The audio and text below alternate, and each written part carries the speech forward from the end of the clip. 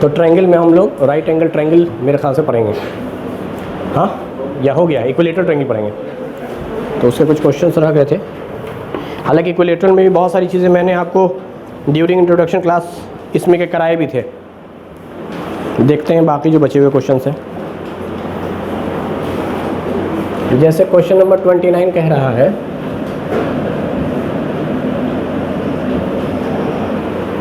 ABC एक equilateral triangle है जिसके साइड्स हैं 2A।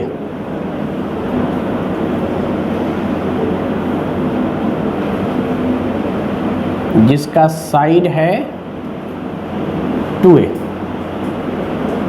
ये साइड भी 2A, ये साइड भी 2A, ये साइड भी 2A, क्योंकि इक्विलेटरल ट्रायंगल है।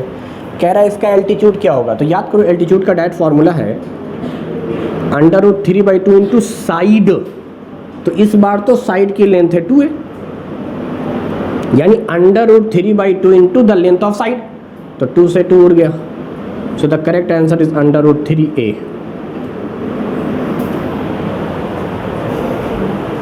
Question number 30, ABC, BDE are two equilateral triangles such that D is the midpoint of BC.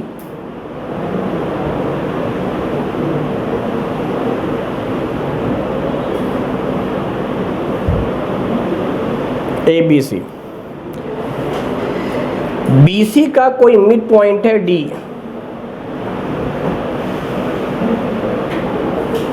और कह रहा है BDE, E भी कहीं पे होगा।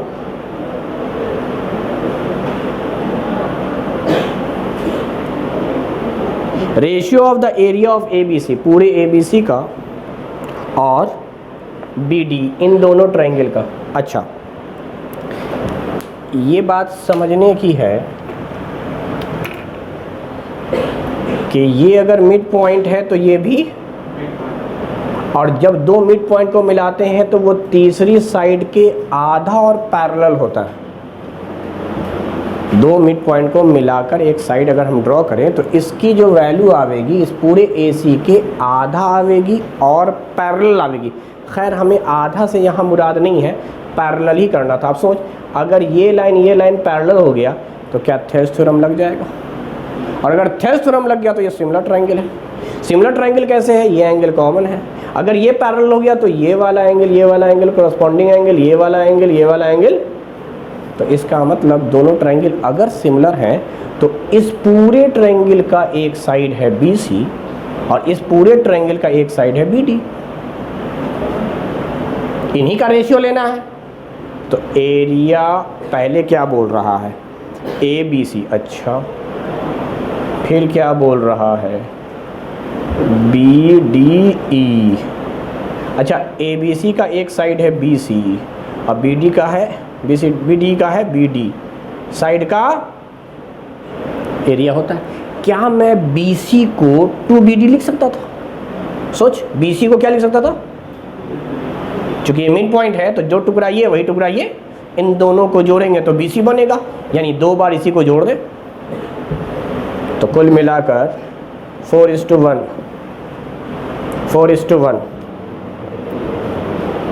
क्वेश्चन नंबर 31, अगर किसी इक्विलेटरल ट्रायंगल का एल्टीट्यूड जब भी बोलेगा हम लिखेंगे √3/2 इंटू साइड। अब इस साइड का नहीं कुछ नाम दिया है तो अपने मन से A मान लिया। इसकी वैल्यू दिया हुआ है √6। एल्टीट्यूड की वैल्यू थी √6 और एल्टीट्यूड का फॉर्मूला होता है √3/2 इंटू साइड। इक्विलेटरल ट्रायंगल के साइड को हमने नाम A दे दिया, ठीक है। तो अब बताइए मुझे, क्वेश्चन कह रहा है कि इसका एरिया क्या होगा। तो यार इस √3 से इस 6 को काटेंगे तो कितना आएगा, √2। तो क्या A की वैल्यू आ जाएगा 2 तो आपने एरिया का फॉर्मूला पढ़ा होगा √3/4 इंटू साइड स्क्वायर। जब आप इसका स्क्वायर करेंगे तो 2 बन जाएगा 4 और √2 बन जाएगा, तो 4 से 4 कैंसिल, 2√3 इज देयर एरिया। यानी पहले आप साइड निकालेंगे फिर उस साइड का फॉर्मूला लगा के एरिया निकाल लेंगे। बोले अगला क्वेश्चन इसी तरीके से है 32। इसमें कह रहा है कि कोई एल्टीट्यूड है इक्विलेटरल ट्रायंगल का, इसकी वैल्यू 6 है, तो भाई फॉर्मूला तो यही है ना, √3/2 इंटू साइड, इसी की वैल्यू ना दिया है 6। और इस बार कह रहा है पेरीमीटर निकालना है। तो याद करो इक्विलेटरल ट्रायंगल का पेरीमीटर कितना होता है, 3 है। मुझे किसकी वैल्यू चाहिए? अब दो ऑप्शन है, या तो आप a की वैल्यू निकाल लें यहाँ 12√3, एक तरीका ये हो सकता है। दूसरा, क्यों ना ऐसा किया जाए, इस 2 को उठा के उधर ले जाए, तो यहाँ बचेगा √3a, इसकी वैल्यू कितनी आ गई? मुझे पेरीमीटर निकालना है, क्यों ना मैं दोनों तरफ √3 से मल्टीप्लाई कर दूं, तो यही बन जाएगा 3a। 3a is a perimeter, तो पेरीमीटर की वैल्यू आ गई 12√3।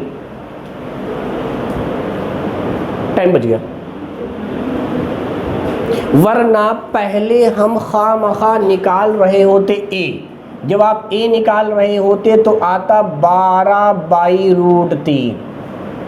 चाहे तो इसको रेशनलाइज कर दे, ऊपर नीचे √3 से मल्टीप्लाई करके, तो आ जाता 12√3/3 यानी 4 अब निकालते आप पेरीमीटर 3a की जगह पे 4√3, तो आंसर आता 12 आंसर तो वही आता।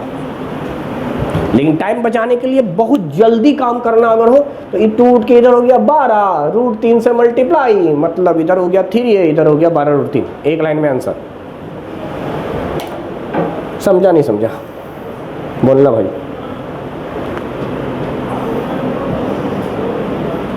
क्वेश्चन नंबर 33 आप बनाइए जल्दी से, क्योंकि ऐसा क्वेश्चन बनाया हुआ है, इसी के ठीक बाद वाला क्वेश्चन, जल्दी से।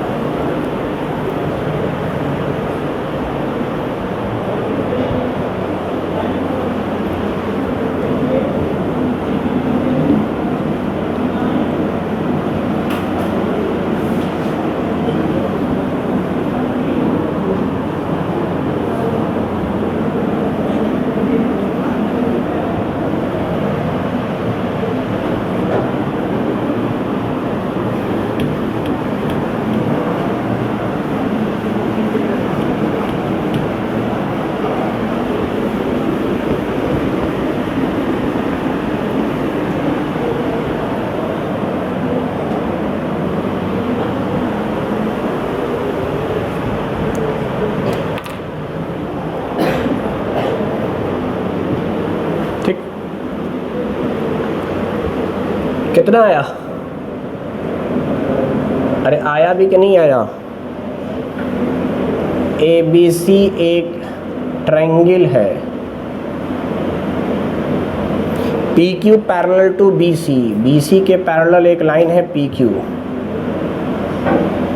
Divide ABC into 2 part of equal area. साफ साफ कह रहा है ये जो लाइन आया है ये पूरे ट्रायंगल को 2 इक्वल एरिया में बांट रहा है। याद कर, इक्वल एरिया को मैंने कहा था इस पूरे का एरिया 1, इस पूरे का एरिया 1, तो इस छोटे वाले ट्रायंगल का एरिया 1 हो गया, तो हर साइड क्या हो जाएगा 1।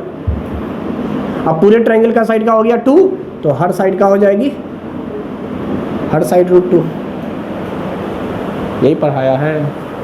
तो अब मुझे जवाब दिया जाए, क्वेश्चन पूछ रहा था AP/PB की वैल्यू क्या होगी, तो AP कितना है 1, अच्छा PB कितना हो जाएगा √2 - 1। ऑप्शन में ढूंढेंगे ये, अगर ऑप्शन में मिल गया तो ठीक, नहीं तो रेशनलाइज करेंगे, क्योंकि डिनोमिनेटर में रूट है तो रेशनलाइज कर सकते हैं। तो क्या ऑप्शन है ये? हाँ है, पहला ही ऑप्शन दिख रहा है। ये क्वेश्चन इसलिए बोला था खुद से बनाने के लिए, क्योंकि जब थेल्स थ्योरम पढ़ा रहे थे तो उसमें ये बात बताई थी हमने कि भाई ऐसे क्वेश्चंस भी आते हैं जहां पर एरिया दोनों बराबर हो, जिसको बाइसेक्ट कहा था, या फिर अलग अलग रेशियो में भी एरिया हमने दे रखा है। तो अलग अलग भी रेशियो हो सकता था या सेम, तो सेम एरिया का मतलब हो गया 1 1, दोनों इक्वल है। अरे बोलो 34, ये तो बना सकता है 34 35 एक जैसा है। बोल 34, 35 एक जैसा है। 34 में क्या बोल रहा है? In triangle a b c p q is line segment, वही क्वेश्चन ए बी सी और पी क्यू एक लाइन सेगमेंट है।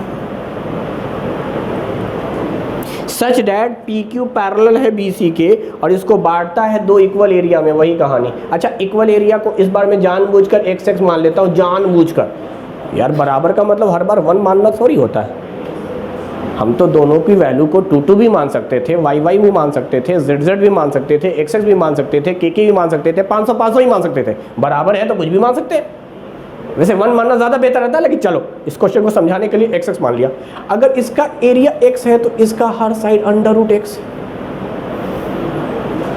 इस पूरे का ट्रायंगल का एरिया अगर 2x है तो इसका साइड जो बनेगा वो अंडर रूट 2x बनेगा। रूट के अंदर 2 भी है, रूट के अंदर x भी है।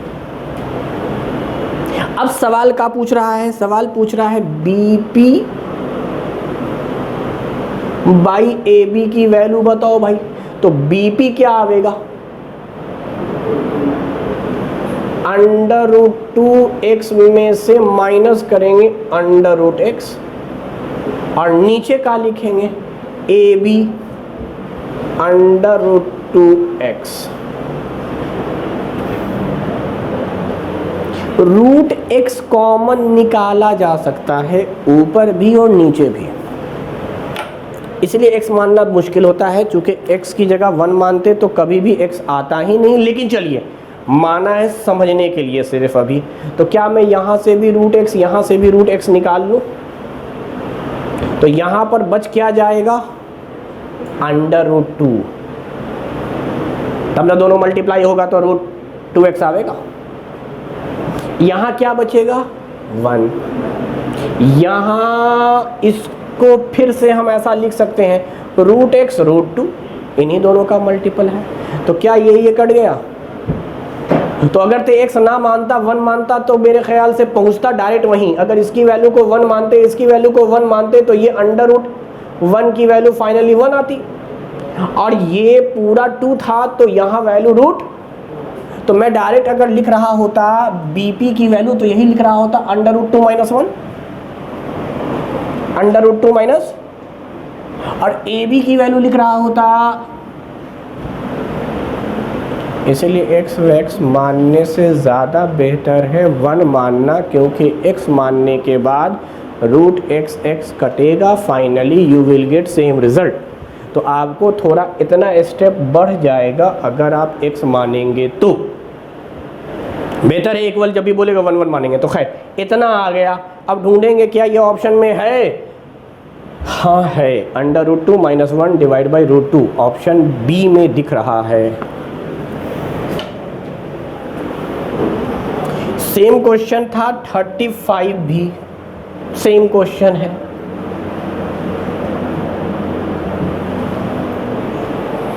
बोले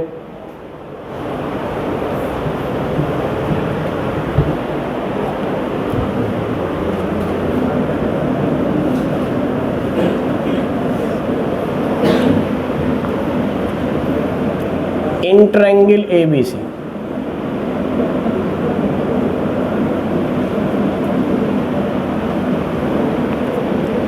D is a point, sorry, in triangle ABC, line segment XY is parallel to AC। अच्छा सॉरी AC के पैरेलल बोला है, AC के पैरेलल है यानी XY यहाँ होगा। And divide the triangle into 2 equal areas. अच्छा तो फिर वही कहानी, इसका एरिया है 1, इसका एरिया भी है 1, इसकी हर एक साइड हो जाएगी कितनी? अंडर रूट 1 यानी 1, और इस पूरे की हर एक साइड कितनी हो जाएगी? कोई भी साइड बोले, AB BC CA कोई भी साइड, उस तरह से ये भी साइड BX BY और XY सब 1 1 है। क्वेश्चन क्या कह रहा है? AX बाई AB की वैल्यू बताओ। तो चलो AX की वैल्यू कितना बोलेंगे? वही कहानी, अंडर रूट 2 माइनस 1, पूरा रूट 2 था उसमें से 1 माइनस कर दिया। अच्छा AB की वैल्यू कितना बोलेंगे?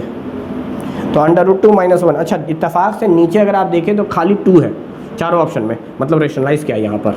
तो ऊपर नीचे रूट 2 से 2 भी मल्टीप्लाई कर दे, कोई फर्क थोड़े पड़ेगा, डिनोमिनेटर तो 2 आ ही गया। अब ये √2 से √2 मल्टीप्लाई हो गया 2 हो गया, और -1 से √2 मल्टीप्लाई हो गया -√, यही हो गया।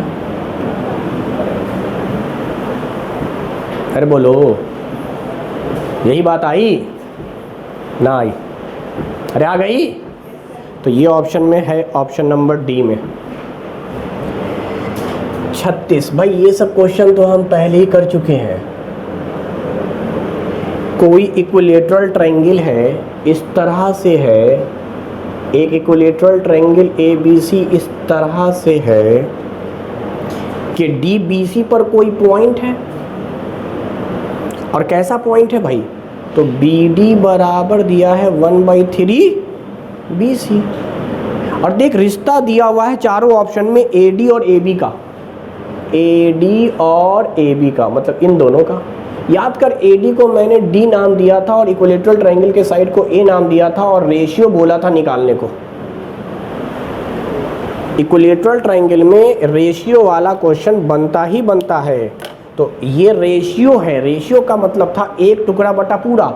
इस BC को उठाकर अगर यहाँ ले आए तो मेरे ख्याल से ये बनेगा BD/BC, और ये वैल्यू आ जाएगी 1/, तो BD तो एक टुकड़ा बेटा और BC पूरा, यही तो अपना रेशियो था।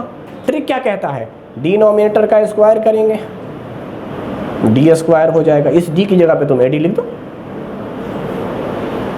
उसके बाद 2 कम है, 2 कम करके लिख दो 7A², या फिर तरीका बताया था, इसका होल स्क्वायर इसका होल स्क्वायर दोनों को जोड़ेंगे तो 3 का स्क्वायर 9, 1 का स्क्वायर 1, दोनों जोड़ेगा 10 होगा। फिर दोनों का प्रोडक्ट निकालेंगे, 3 × 1 3, इसको माइनस कर देंगे 7 आ जाएगा, तो 7। तो कुल मिलाकर करेक्ट आंसर होगा 9AD², चूँकि डिस्टेंस आपका मैंने बताया था, जो यहाँ पॉइंट होता है बेस का, उससे सामने वाले वर्टेक्स को मिला देते हैं, डिस्टेंस बन जाता है। बाकी A तो इक्विलेटरल ट्रायंगल के साइड्स हैं, यहाँ पे साइड इत्तेफाक से AB दिया है, तो जिस ऑप्शन में ये दिख रहा है वही सही है। 9AD² = 7AB², option number A। तो रेशियो से इक्विलेटरल ट्रायंगल का कॉन्सेप्ट सिखाया है। आगे सारे क्वेश्चन कमोबेश वही हैं, रेशियो वाले।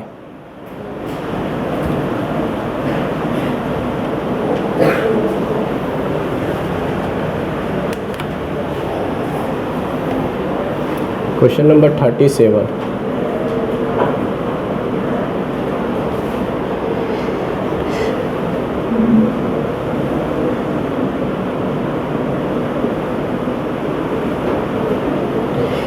ABC कोई ट्रायंगल है जहाँ DBC पर कोई पॉइंट है, इस तरीके से है कि CD की जो वैल्यू है, CD की जो वैल्यू है या DC की जो वैल्यू है वो BC/4 है। इसका मतलब अगर मैं इस BC को उठाकर यहाँ ले आऊँ तो CD/BC की वैल्यू आ जाएगी 1/4। अब देखो गौर से, CD तुमको एक टुकड़ा नज़र आएगा और BC पूरा टुकड़ा नज़र आएगा, तो यही तो रेशियो था, एक टुकड़ा बटा पूरा। तो हमारा रेशियो आ गया, तो मैं 4 का स्क्वायर कर दूंगा 16, और ये वैल्यू आवेगा AD²। डिस्टेंस 3 का गैप है, 3 कम कर दो 13। अब कोई भी साइड ABBCC है। अब देखिए रिश्ता किसके किसके बीच में दिया। अच्छा, AD² की वैल्यू पूछा है और चारों ऑप्शन में CA है, तो CA तेरा तो साइड है, कोई भी साइड हो सकता था इक्विलेटरल का। CA बोलेंगे, BC बोलेंगे, AB बोलेंगे। तो AD² बराबर क्या निकल कर आवेगा? 13/16 CA का होल स्क्वायर। जिस ऑप्शन में ये वही सही जवाब, 13/16 CA, D is the correct answer.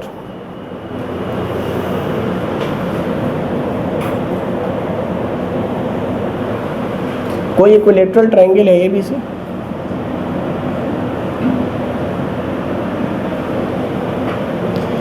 BC को 3 हिस्सों में बांटा है इस D पॉइंट ने। 3 हिस्सों का मतलब ये हिस्सा मान ले 1, इधर बीच में कहीं पर 1 होगा, फिर 1 होगा। तीनों इक्वल हिस्से को ट्राइसेक्ट कहते हैं। अब एक पॉइंट 3 हिस्सों में तो नहीं बांट सकता भाई, ये सिंपल सी बात है। एक टुकड़ा 1 होगा, दूसरा टुकड़ा 2 होगा, 3 हिस्से में नहीं बांट सकता एक पॉइंट। तो कुल मिलाकर ट्राइसेट का मतलब हो गया कि अब आप रेशियो लेंगे 1/3, क्योंकि एक टुकड़ा बटा पूरा, एक टुकड़ा बटा पूरा। तो याद कर, शुरू में भी रेशियो लिया था ना मैंने 1/3, तो आंसर आ रहा था 9AD² बराबर 7। ये वही सवाल बन गया, बस वहाँ रेशियो दिया हुआ था तेरा 1/3 BC करके, यहाँ लैंग्वेज में दे दिया ट्राइसेक्ट। और एक पॉइंट कभी भी 3 हिस्सों में नहीं बांट सकता, कम से कम 2 पॉइंट चाहिए। तो ये मानकर चलेंगे कि दूसरा पॉइंट एक हाइपोथेटिकल पॉइंट है, इसलिए एक तरफ आया है 1, दूसरे तरफ आया है 2। तो अपने ट्रिक के हिसाब से रेशियो बनेगा एक टुकड़ा 1 और दूसरा बनेगा पूरा टुकड़ा जो कि 3। तो ट्राइसेट का मतलब 1/3, बाइसेट का मतलब 1/2। समझ में आ रही बात? 4 इक्वल हाफ में बांटेंगे तो अपना ट्रिक बनेगा 1/4, क्योंकि एक टुकड़ा लेंगे बटा पूरा। तो हर टुकड़ा इक्वल वाला 1 कहलावेगा। हर इक्वल पार्ट को आपको 1 मानना है, चाहे वो एरिया हो, चाहे वो साइड हो, चाहे वो डिस्टेंस हो। इक्वल बोल दिया मतलब 1, तो एक टुकड़ा तो तेरा 1 हो ही जाएगा। अब दूसरा, जितने हिस्से में बांटा गया है वो डिनोमिनेटर में आवेगा। 3 हिस्से में बांटेंगे तो डिनोमिनेटर 3, 2 हिस्से में बांटेंगे तो डिनोमिनेटर 2, 4 हिस्से में बांटेंगे डिनोमिनेटर 4। यहाँ 3 हिस्से में बांटा था इसलिए डिनोमिनेटर 3 आया। तो अब जरा देख ले, यही ऑप्शन है क्या क्वेश्चन नंबर 38 में? हाँ यही है, 9AD² बराबर 7AB², option D. Question number 39 कमोबेश ये भी तो उसी जैसा क्वेश्चन है भाई, इसमें भी कहीं ना कहीं रेशियो का ही जिक्र किया है। क्या किया है? कोई इक्विलेटरल ट्रायंगल है,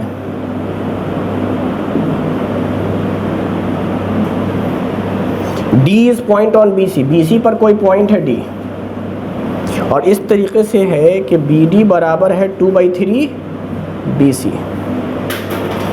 तो AD² बराबर क्या होगा, ज़रा समझें।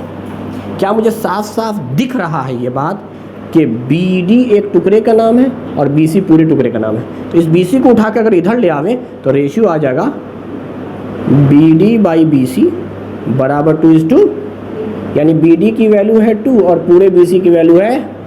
अब आपके पास मर्जी है, या तो रेशियो ये लीजिए या रेशियो, चूँकि इधर 1 हिस्सा है, पूरा हिस्सा अगर 3 है, ये हिस्सा 2 है, तो ये हिस्सा, तो आप 1/3 करके ही बना सकते हैं। अगर 1/3 करके बनावेंगे तो यही आएगा। अब 9 को उठा के उधर ले जाएंगे तो 7/9, तो मुझे सिर्फ AD² चाहिए। और चाहे इस रेशियो से निकाल, चाहे इस रेशियो से निकाल, डिनोमीटर तेरा 3 था तो 3 का स्क्वायर 9 आवेगा, डिस्टेंस के साथ 9 आवेगा, तो 9 तो हमेशा डिनोमीटर में रहेगा। अब बस ये देखना है, यहाँ रिश्ता AB के साथ दिया है, BC के साथ दिया है, CA के साथ दिया, तो वो तो ऑप्शन से पता चलेगा। AB के साथ दिया है तो AB², यानी 7/9 AB²। This is the option number B। Last है 40वां सवाल, जो कह रहा है किसी इक्विलेटरल ट्रायंगल में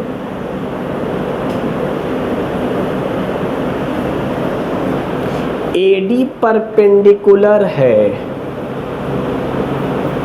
अरे यार, ये आर्म अगर बराबर होता है तो याद कर, इसी परपेंडिकुलर को मीडियन नाम कहा था।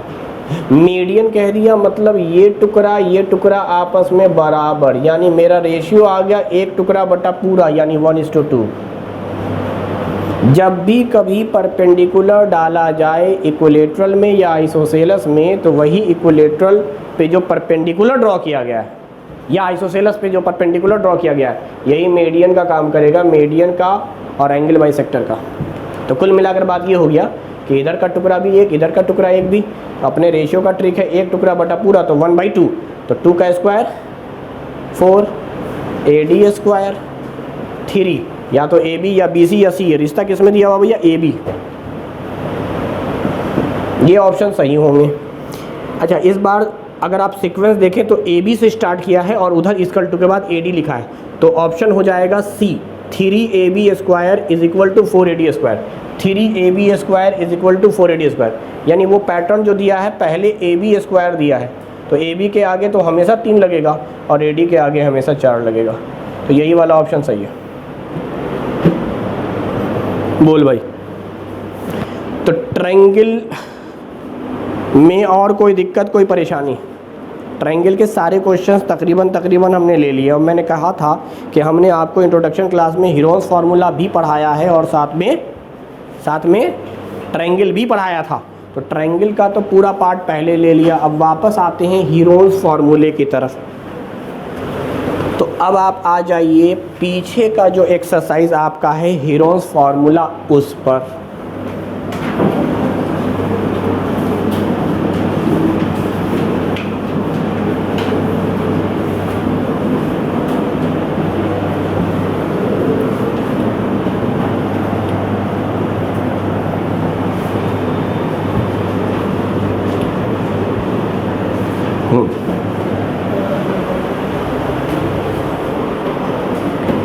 पहला सवाल है हीरोन्स फार्मूले का।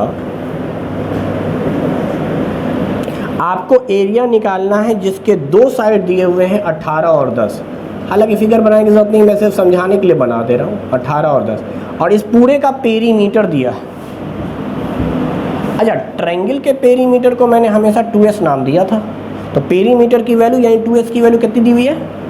42 सेंटीमीटर। ज़रा सोच, s की वैल्यू कहाँ आ जाएगी?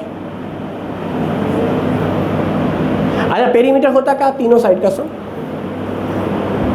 तो अभी बता मुझे, इन दोनों का सम 28 हो रहा है क्या? तो तीसरे साइड में ऐसा क्या जोड़े कि 42 हो जाए? तो गोया 42 में से 28 घटा दे। चल 42 में से 30 घटा, अगर 28 नहीं घटा सकता है तो 30 घटाने में कितना आएगा? 12। 2 ज़्यादा घटा दिए थे, 2 कम घटाना था, 14। ऐसे भी 42 में से 28 जाएगा तो 14 ही बचेगा। अब हीरोन्स फार्मूले के लिए आपको ये शर्त था कि तीनों साइड पता हो। जब तीनों साइड पता है तब तो हम आराम से बना सकते हैं, क्योंकि हीरोन्स फार्मूला था √s जो कि पता है, इनटू s में से एक साइड गया। मान लीजिए ये पहला साइड है हमारा, तो 21 में से 14 गया,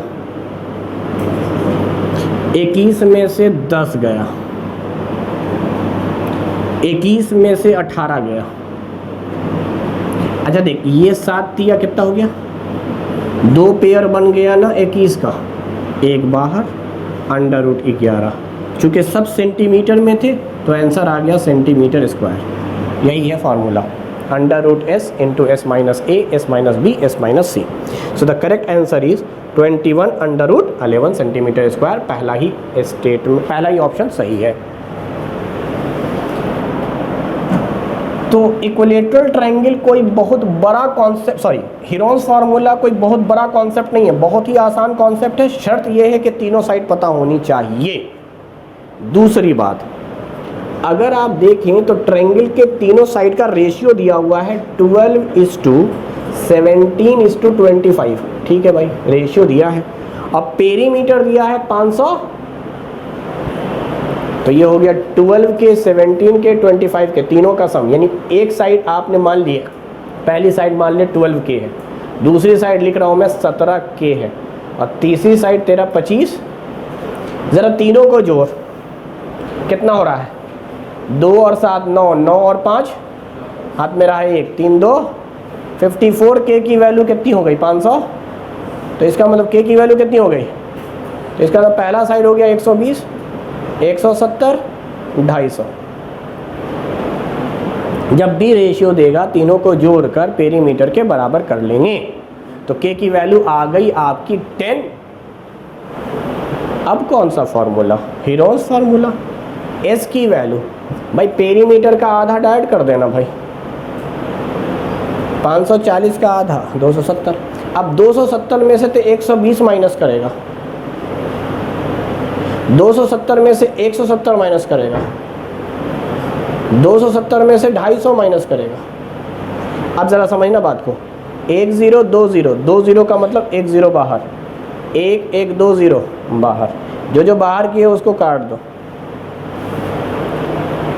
यहाँ बचा है 27, यहाँ बचा है 15, यहाँ 10, यहाँ 2। कोई ऐसा नंबर नहीं है जो डायरेक्ट परफेक्ट रूट हो। जैसे अगर 4 होते तो मैं डायरेक्ट 2 कर देता, 9 होता डायरेक्ट 3 कर देता। तो इसको ऐसे लिखेंगे बेटा, 27 को 9 गुने 3, इस 9 का 3 बाहर, 300। आगे सुन, इस 15 को लिखेंगे 3 गुने अब 3 जोड़ा बन गया था, फिर 3 बाहर।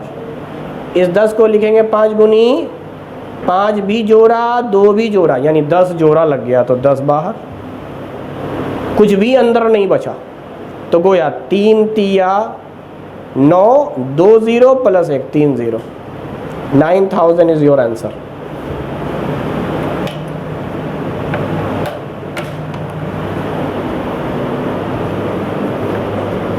क्वेश्चन नंबर 3, आइसोसेलस ट्रायंगल है जिसका पेरीमीटर 30 है। आइसोसेलस ट्रायंगल में ये दोनों साइड बराबर होती हैं, ये बेस होता है, और कह रहा है each of the equal side is 12। अच्छा, इस बार इक्वल साइड दे दिया है 12 12, तो 12 12 24, ये ज़रूर 6 रहेगा चूँकि पेरीमीटर इसका 30 दिया हुआ था, पेरीमीटर 30 था और इक्वल साइड 12 12 थी। खैर आगे क्या बोल रहा है, इसका एरिया निकालो। यार वही कॉन्सेप्ट, अंडर रूट 30 पेरीमीटर है तो s की वैल्यू हो गई 15, 15 में से 12 गया, 15 में से 12 गया, अब 15 में से 6 गया। बोल भाई, अरे यही तो हुआ होगा। s की वैल्यू 15, s में से एक साइड माइनस, 15 में से 12 माइनस 3, 15 में से 12 माइनस 3, 15 में से 6 माइनस 9। अब जरा देख, क्या ये 9 हो गया, ये भी 9, ये भी 9 9। अच्छा, रूट 15 जो होगा वो रूट 15 ही रहेगा, क्योंकि 15 को लिख सकता हूँ 3 गुने 5, दोनों प्राइम नंबर था। तो approximately 9 under root 15 is your answer. बोल भाई, कोई दिक्कत? अच्छा, क्या तुझे ये याद आ रहा है कि आइसोसेलस ट्रायंगल के लिए एरिया निकालने का मैंने कोई डायरेक्ट फार्मूला पढ़ाया था? जैसे इक्विलेटरल के लिए फार्मूला है जो हीरोस फार्मूले से ही डिराइव करके या ट्रिग्नोमेट्रिक फार्मूले से डिराइव करके निकाला था, under root 3/4 into side square. ये फार्मूला तो बहुत फेमस है इक्विलेटरल ट्रायंगल के लिए, under root 3/4 into side square. बता मुझे जल्दी से, क्या तुझे याद आ रहा है वो फार्मूला जो मैंने सिखाया है आइसोसेलस के लिए? सब भूल भाल गया? अरे सब भूल भाल गया। आइसोसेलस ट्रायंगल के एरिया का फार्मूला क्या b/4 पढ़ाया है? अरे बोल भाई, अंडर रूट क्या पढ़ाया था? 4 a स्क्वायर माइनस, इसी b को जब a कहते थे, तो क्या हो जाता था? 4a स्क्वायर में से एक a स्क्वायर चला जाता था, तो 3a स्क्वायर बचता था। ये भी a था, तो अंडर रूट 3 रहता था, a स्क्वायर का a निकलता था।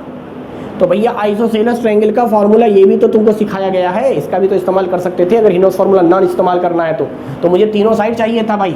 इस फार्मूले में a की जगह पे 12 है, b की जगह पे 6 है, तो क्या हम लोग लिख सकते थे 6/4 अंडर रूट, जरा सोच, 12 का स्क्वायर करके 4 से मल्टीप्लाई करेंगे तो 12 का स्क्वायर 144, 144 को 4 से मल्टीप्लाई कर दे माइनस, क्या b का स्क्वायर 36 होता है? 2 दूनी 4, 2 तिया 6, तो 3/2 तो ये आ गया। इसको मल्टीप्लाई करते हैं, 4 चौके 16 हाथ में रहा 1, 4 चौके 16 और 1 17 हाथ में रहा 1, 4 और 1, इसमें से 36 माइनस कर दे 500।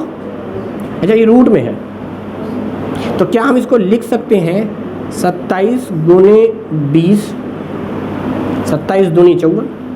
क्या इस 27 को लिख सकते थे 9 गुने 3, और इस 20 को लिख सकते हैं 4 गुने, अच्छा ये ख्याल रहे रूट में है सब। तो अब बता, ये सब तो कट गया, 9 का निकलेगा रूट से बाहर, 4 का निकलेगा, और ये तो 15 रहा ना रे, तो रूट 15। अब 2 से 2 कट गया, 9 रूट 15, 3 तिया 9 रूट 15। बाकी ये हीरोस फार्मूले से। तो कहे का मतलब ये है कि आइसोसेलस ट्रायंगल हो चाहे इक्विलेटरल ट्रायंगल या कैसा भी ट्रायंगल, हीरोस फार्मूला अपने आप में one of the best formula है अगर आपको तीनों साइड पता हो।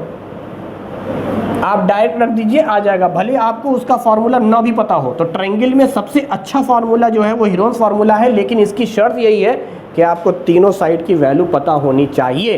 तो इक्विलेटरल में तो आपको वैसे ही पता होता तीनों बराबर है, तो इक्विलेटरल में भी हीरोन्स फार्मूला लगा के आप आंसर लगा सकते थे, बना सकते थे, अनटिल अनलेस अगर आपको फार्मूला नहीं याद है तो। क्वेश्चन नंबर 4, एक पार्क है क्वाड्रिलेटरल शेप का। इन जनरल हमने ऐसे ही क्वाड्रिलेटरल बना दिया, मुझे नहीं मालूम ये रोम्बस है, रेक्टेंगल है या जनरल क्वाड्रिलेटरल है। ABCD ऐसे ही कह रहा है, हमने लिख दिया ABCD, एक क्वाड्रिलेटरल है भाई। चलो अब आगे देखें क्या बोल रहा है। कह रहा है C 90 है, अच्छा ये C राइट एंगल ट्रायंगल है, C 90 डिग्री है। अब कह रहा है AB की वैल्यू 9 है, AB की वैल्यू 9 है, BC की वैल्यू 12 है, CD की वैल्यू 5 है, AD की वैल्यू 8 है। कितना एरिया ऑक्युपाई करेगा? क्वाड्रिलेटरल में हीरोन्स फार्मूला लगाने का तरीका बताया है कि आप क्वाड्रिलेटरल को ट्रायंगल में कन्वर्ट कर लेंगे, क्योंकि हीरोन्स फार्मूला मेनली ट्रायंगल के लिए, तीनों साइड पता हो ट्रायंगल के लिए। अब सवाल ये है कि क्वाड्रिलेटरल को ट्रायंगल में कन्वर्ट करने का क्या तरीका है? डायगोनल मिलाना। डायगोनल में भी बेहतर है उस डायगोनल को मिलाना जो 90 नहीं है, यानी ये 90 है तो ये वाला डायगोनल नहीं मिलेगा, बल्कि जो 90 नहीं है उनको मिलाओ। तो B और D 90 नहीं थे, इनको मिलाओ, यही डायगोनल है। इससे फ़ायदा क्या होगा कि ये वाली साइड आपको निकल कर आ जाएगी, इस 90 डिग्री के ठीक सामने वाला साइड हाइपोटेनस होता है, तो परपेंडिकुलर बेस पता है, हाइपोटेनस निकाल लेंगे पाइथागोरस थ्योरम लगाकर या ट्रिपलेट से। तो 5 12 का कहाँ निकले? अगर ये डायगोनल ते ना मिलाता, फॉर एग्जांपल अभी समझ ले, अगर ते ये डायगोनल मिलाता तो तुझे AC की वैल्यू नहीं पता चल पाती, क्योंकि ये 90 डिग्री है नहीं, ये 90 डिग्री है नहीं, AC कैसे निकालोगे? तो राइट एंगल ट्रायंगल में ही सिर्फ ऐसा होता है कि अगर आपको दो साइड पता है तो आप तीसरी साइड निकाल सकते हैं पाइथागोरस थ्योरम लगाकर। इसीलिए 90 के ठीक सामने वाले डायगोनल को मिलाया कीजिए। इससे क्या फ़ायदा हो गया? इससे 2 फायदे हुए। नंबर 1, आपको ये साइड पता चल गई। अच्छा, इस साइड का फ़ायदा क्या है? इस ट्रायंगल में फ़ायदा है, ये एक ऐसा ट्रायंगल मिला जिसके साइड 8 9 और 13 है। चलो जोड़ते हैं, पेरीमीटर निकालते हैं। पेरीमीटर कितना आ गया? 9 8 17 और 13 30। तो यार पेरीमीटर का आधा S होता है 15। S में से एक साइड माइनस कर, S में से दूसरी, S में से। तो अब बता मुझे, क्या हम लोग इसको लिख सकते थे 3 गुने 5? इसको लिख सकते थे 2 गुने, यार 2 का जोड़ा बना और 3 का जोड़ा बना, यानी टोटल 6 निकला। 3 भी निकला, 2 भी निकला, मतलब 6 निकला। यहाँ 5 और 7 बच गए, मतलब √35, यानी ऊपर वाले ट्रायंगल का एरिया इतना आया। अच्छा याद कर, मैंने तुझे बोला था कि इसको मिलाने से ये साइड 13 आ गया। इसके डबल फायदे हुए। तो एक फ़ायदा तो ये हुआ कि इस ट्रायंगल का 2 ही साइड था, तीसरा साइड आपने निकाला इस ट्रायंगल के मदद से, जो फ़ायदा किया। ये तो एक फ़ायदा हुआ। दूसरा फ़ायदा क्या है यार? दूसरा फ़ायदा ये है कि अगर आपने 90 डिग्री को डिस्टर्ब नहीं किया, ये वाला डायगोनल मिलाकर डिस्टर्ब नहीं किया, तो ये ट्रायंगल आपका राइट एंगल ट्रायंगल बन गया।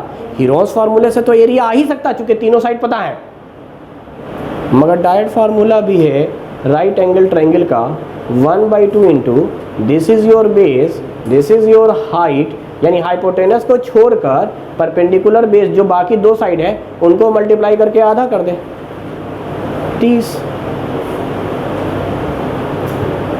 कोई अगर सोचे कि नहीं सर हमें तो हीरोन्स फार्मूला ही लगाना है, तब भी आंसर 30 आएगा। ज़रा चेक कर लेते हैं कैसे। क्या इस ट्रायंगल के लिए अब पेरीमीटर हो जाएगा 12 + 13 + 5, 12 और 13 कितना हो गया? 25, 25 + 5 30, 30 का आधा 15, यानी दोनों का पेरीमीटर है 30 30। अरे बोल भाई। अच्छा 15 में से 13 माइनस करेंगे 2 बचेगा, 15 में से 12 माइनस करेंगे 3 बचेगा, 15 में से 5 माइनस करेंगे। तो क्या हम लोग ऐसा कह सकते हैं ये 15 का मतलब 3 गुने 2, 3 बाहर निकल गया और 10 बाहर निकल गया। मतलब 30, 3 और 10। तो या तो हीरोन्स फार्मूले से लगा लो या 1/2 इंटू बेस इंटू हाइट लगा लो। अब मज़ेदार बात क्या है, इसमें अगर आप 4 ऑप्शन देखें तो आपको ऑप्शन मिल रहा है 35.4, 30, 65 और 100। तो अब आपको मजबूरी ये है कि ये वैल्यू तो आ गई 30 और ये वैल्यू आ गई 6√35, दोनों को जोड़ेंगे तब क्वाड्रेटर बनेगा। अभी तो आपने सिर्फ इंडिविजुअल ट्रायंगल लिया है। तो अपने मन से इस रूट 35 को √36 समझो। अगर √36 समझोगे तो यहाँ निकलेगा 6, और 6 को 6 से मल्टीप्लाई करोगे तो कितना निकलेगा? अगर ये 36 में 30 जोड़ोगे तो कितना आएगा? यानी कमोबेश आंसर 66 के ही आसपास होगा। और हकीकत ये है कि 66 से कम होगा, क्योंकि यहाँ 35 था, 36 होता तब 6 आता, यानी कम आना है, कम 6 नहीं आना है, 5.9 आना है, 5.8 आना है। तो यहाँ मल्टीप्लाई 6 से नहीं होगा बल्कि 6 से कम से होगा। कम से होगा तो ये 36 नहीं आएगी, 36 से वैल्यू थोड़ी कम आवेगी, तो 66 नहीं आवेगा, थोड़ा सा कम आवेगा। तो 4 ऑप्शन मैं लिख देता हूँ ताकि तुझे फ़र्क समझ में आए। ऐसे क्वेश्चन में डिफरेंसेस बहुत ज़्यादा दिया करता है एएमयू। तो एएमयू ने दिया ऑप्शन 35.4, एएमयू ने ऑप्शन दिया 30, एएमयू ने दिया 65.4 और 100।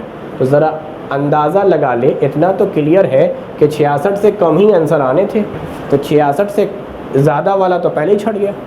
अच्छा, ये 30 तो वैसे भी नहीं हो, चुके एक ही ट्रायंगल का एरिया 30 आया है, इसका 0 थोड़े आया है भाई। अब 35 भी नहीं होगा क्योंकि इसका एरिया 6 भी नहीं है, 6 तो अकेले ही है, 6 में तो मल्टीप्लाई करोगे अच्छे खासे वैल्यू से तो 6 से ज़्यादा आवेगा। ये तो 35 वैसे भी कट गया। और देख, अब सारे ऑप्शन तो वैसे भी तू काट दिया, लेकिन मैं कह रहा था ना कि 66 से थोड़ा सा कम आएगा, तो वो ऑप्शन वैसे भी दिख रहा है तेरे 65.4। तो कई बार ऐसा होता है कि रूट को राउंड ऑफ करके भी जवाब देना होता है, रूट को राउंड ऑफ करके जवाब देना होता है, तो आप इस तरह से जवाब दे लेंगे। क्वेश्चन नंबर 5 पर आते हैं। बहुत ही अच्छा सवाल है और आसान भी है, बस समझना है। कह रहा है एक ट्रायंगल है और एक पैरेललोग्राम है, दोनों का बेस सेम है, मतलब ट्रायंगल का बेस और पैरेललोग्राम का बेस सेम है। आगे सुनिए, और एरिया भी सेम है। अच्छा, ट्रायंगल का जितना एरिया है पैरेललोग्राम का भी उतना ही एरिया है। If the side of triangle is 26, 28, 30। अच्छा, मुझे अभी नहीं मालूम बेस कौन है 26, 28, 30 में से, और ये बेस मान लिया हमने अपने मन से, तो ये पैरेललोग्राम ड्रॉ कर दिया। एक ट्रायंगल है जिसका बेस और पैरेललोग्राम का बेस सेम है। बेस मेन साइड का नाम होता है। तो इस ट्रायंगल का एक मेन साइड है और इस पैरेललोग्राम का एक मेन साइड। अच्छा, एरिया दोनों के बराबर ही, ये बात खास तौर से समझेंगे, इसका एरिया सेम है। आगे कह रहा है क्वेश्चन में 26, 28, 30 एंड पैरेललोग्राम स्टैंड ऑन 28। अच्छा, तो गोया ये 26 है, ये 30 है, ये 28 है। इसने कह दिया कि पैरेललोग्राम 28 वाला जो साइड है उसी को बेस मानकर बनाया गया, इसी पे स्टैंड कर रहा है। तो क्या पूछ रहा है? Height of parallelogram. तो पहली बात समझ कि पैरेललोग्राम के एरिया का फॉर्मूला क्या होता है। Area of parallelogram base into height, base into height, यही फॉर्मूला होता है, बेस इंटू, तो बेस तो तेरे पता ही 28 है, इंटू हाइट, हाइट मालूम करना है। एरिया ऑफ पैरेललोग्राम वही होगा जो एरिया ऑफ ट्रायंगल होगा। यहाँ एरिया ऑफ पैरेललोग्राम निकालने के लिए कुछ और दिया ही नहीं है, लेकिन इतनी बात जरूर कह दिया है कि जो ट्रायंगल का एरिया है वही पैरेललोग्राम का एरिया है, और ट्रायंगल का एरिया निकल जाएगा हीरोज फार्मूले से बेटा 26, 28, 30। तो हीरोज फार्मूले से ट्रायंगल का एरिया निकाल दो, जो ट्रायंगल का एरिया वही पैरेललोग्राम का एरिया, पैरेललोग्राम का एरिया यहाँ रख दो तो आराम से। तो अब कैसे निकालेंगे रे? अंडर रूट 30, 30, 60, 30, 90, ऐसे सोच, ये 30, ये भी 30, ये भी 30, 90 हो गया। 90 में से 2 और 4, 6 कम कर दे, 84 हो गया। अरे इसको 30 बोले थे जबकि था 28, इसको 30 बोले थे जबकि था 26, तो 4 और 2 6 कम करेगा ना, तो 90 में से 6 कम करेगा कितना बचेगा? 84, 84 कहाँ था? 42 में से 30 गया, 42 में से 28 गया, 42 में से 26 गया। अच्छा देख, 16 का तो 4 निकल कर आ गया, बोल बाज। अच्छा देख, 42 को लिख सकते हैं 7 गुने 6, 14 को लिख सकते हैं 7 गुने 2, तो 2 7 बाहर निकल गया, 28 28 कट गया। अब जो भी बचेगा सब हाइट होगा। अब कैसे बचेगा? क्या मैं इस 12 को लिख सकता हूँ 6 गुने 2 6 गोया हाइट 12 है, height is 12, height is 12, height is 12। बोल भाई।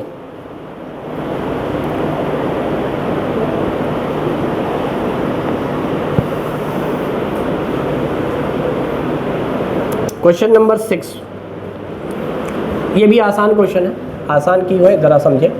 कह रहा है एल्टीट्यूड इक्विलेटरल ट्रायंगल का 6 है। यार हम पढ़ कर आए हैं अभी एल्टीट्यूड का formula √3/2 into side, equilateral triangle के साइड को ए नाम दे दिया, यही 6 दिया हुआ बेटा, यही 6 दिया हुआ है। अच्छा क्या बोल रहा है इस बार निकालने को? एरिया। यार एरिया के लिए तो साइड निकालना पड़ेगा, तो साइड की वैल्यू हो जाएगी 12/√, बनो ना, 6 दूनी 12, 12/√। अब देखो इसको रेशनलाइज करना मत पढ़ो, बस जो निकालना उस पर आ जाओ। एरिया का फॉर्मूला क्या पढ़े हो तुम? √3/4 इंटू साइड स्क्वायर। ज़रा स्क्वायर कर भाई, तो 12 का स्क्वायर 144 और √3 का स्क्वायर, तो क्या करेंगे? 2 से इसको काट देंगे, फिर 2 से कटेगा, 3 से काट देंगे। So correct answer is 12√। तो करेक्ट आंसर इज 12√3। बोलो भाई, कई बार समझ में आया ना आया? तो 6 क्वेश्चन तक मैंने बना दिया है, बाकी क्वेश्चंस नेक्स्ट क्लास में देखा जाएगा। बाकी आप खुद से ट्राई करना चाहें तो कर लें, सारे क्वेश्चंस ट्राई कीजिए, बनने चाहिए। बाकी मैं जब डिस्कस करूँगा तो उसको मिला लीजिएगा। क्लियर? ठीक।